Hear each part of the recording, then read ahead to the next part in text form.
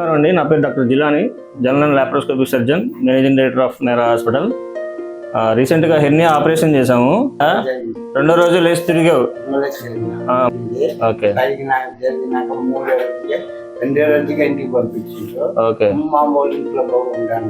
అదండి పేషెంట్ రామకృష్ణ. ఆయన మన హాస్పిటల్ గురించి తెలుసుకొని చెన్నై నుంచి వచ్చారు. లాప్రోస్కోపీ హెర్నియా చేసాము. రెండో రోజు ఇంటికి పంపించాము. ఇప్పుడు మీకు అంతా బాగానే ఉందిగా? ఏం ప్రాబ్లం లేదు.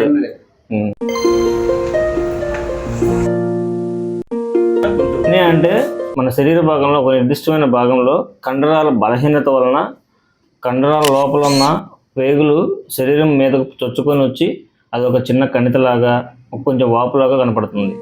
దీన్ని మనం సహజంగా హెర్నియా అనుకుంటాం. మధ్యలో వచ్చే హెర్నియా అయితే ఇంగ్లాండ్ హెర్నియా అని, అంబులికస్ దగ్గర వచ్చేదైతే అంబులికల్ హెర్నియా అని, ఇంతకుముందు ఏదైనా ఆపరేషన్లు జరిగి ఆ ఆపరేషన్ చేసిన దగ్గర వస్తే దాన్ని ఇన్సిషనల్ హెర్నియా అని అంటాం.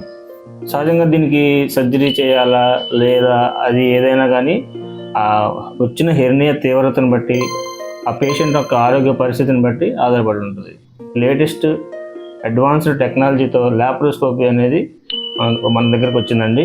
ఇదేంటంటే ఒక చిన్న ఎక్కడైతే హెర్నియా ఉందో ఆ హెర్నియాని మనం టార్గెట్ చేసి చిన్న 5 సెంటీమీటర్ హోల్స్ పెట్టి కెమెరా ద్వారా లోపల ఉన్న హెర్నియాని గుర్తించి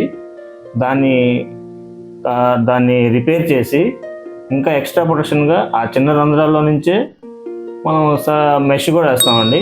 దీన్ని లాప్రోస్కోపీ హెర్నియా అంటారు. ఇది లాప్రోస్కోపీ అనేది కోత కుట్లు ఏమీ లేకుండా చేసేది. ఓపెన్ సర్జరీలో రక్తస్రావం ఉండటం కరెక్టే, కానీ లాప్రోస్కోపీలో మాత్రం ఒక చుక్క కూడా రక్తస్రావం ఏమి ఉండదు. పేషెంట్కి అసలు పైన కోత కానీ కుట్లు కానీ ఏమి ఉండవు. అందుకే దీని లేటెస్ట్ టెక్నాలజీ అనేది, అందుకే ఇది తొందరగా పేషెంట్ కూడా రికవరీ అయ్యి మార్నింగ్ సర్జరీ చేస్తే ఈవినింగ్ ఇంటికి పంపించిన రోజు మందులు అనేవి ఏం లేవండి.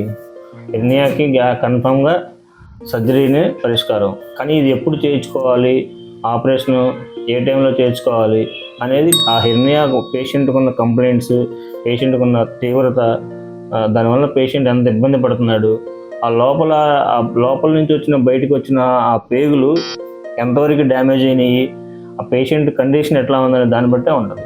కొంతమంది అదే హెర్నియాతో 10 సంవత్సరాలు 15 సంవత్సరాలు కూడా ఉంటారు. కొంతమంది 1 సంవత్సరంలోనే పెయిన్, కడుపులో నొప్పి రావడం, విరోచనాలు ఆగిపోవడం, వాంతులు అవ్వడం, ఇట్లాంటి కంప్లైంట్స్ ఉంటాయి. కాబట్టి అప్పుడు ఇమీడియట్గా డాక్టర్ని సంప్రదించాల్సిన టైం వస్తుంది.